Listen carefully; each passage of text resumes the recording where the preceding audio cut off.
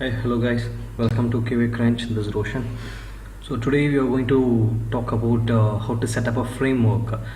This is pretty much a very interesting topic and also a very main topic while you are going for any interviews. There may be much interview questions based on this. Have you worked on any frameworks? Have you set up any frameworks? Right, so let's see as what are the main things involved while setting a framework. So I have here the four major points highlighted, and the first one is configurable, number two is flexible, number three is maintainable, and number four is reusable.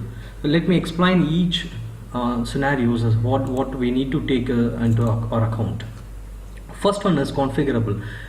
Our framework should be fair enough to run in any environment like QA or in production. Also, it should be maintainable. Okay, maintain the sense it need to be. We have to have a browser and URL every configurations in a separate properties files, so that in future if we want to add any new environments, it's very easy for us to configure rather than going inside the code and touching it to changing it. So it's a good practice to have a properties file while setting a framework. Okay. The next one is flexible. Your framework should be flexible enough to incorporate with the any third-party tools. For instance, if you are going to work in with a SQL tool or with Auto IT, your framework need to be very flexible. It should not be very complicated to interact with the other third-party tools. So in such way, we need to design a flexible frameworks. And number three is maintainable.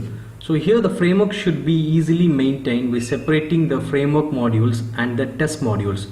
The framework module should be separated, and if we do any changes in the framework module, it should affect or it should be in a link with the test module. Then that's the main purpose for maintainable the framework and the test modules.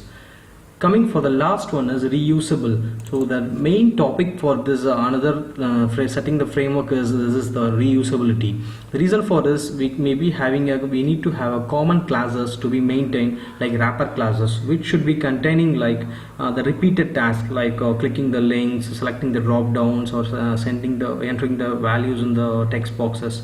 So those kinds of things will be very repeated task, and we no need to have all the time writing the codes for each and every pages. So it's good practice to have a wrapper class in which we need to maintain all the common things. Okay, so apart from these, we need to very keen on the three things, like we need to use build automation tools, maybe it may be Maven or Ant and Gradle. You can go with any of the automation tool. That's the reason it will be maintaining for in the future. If you are going with the continuous integration, it will be very easy for you to perform the continuous deployment integration by using these kinds of tools.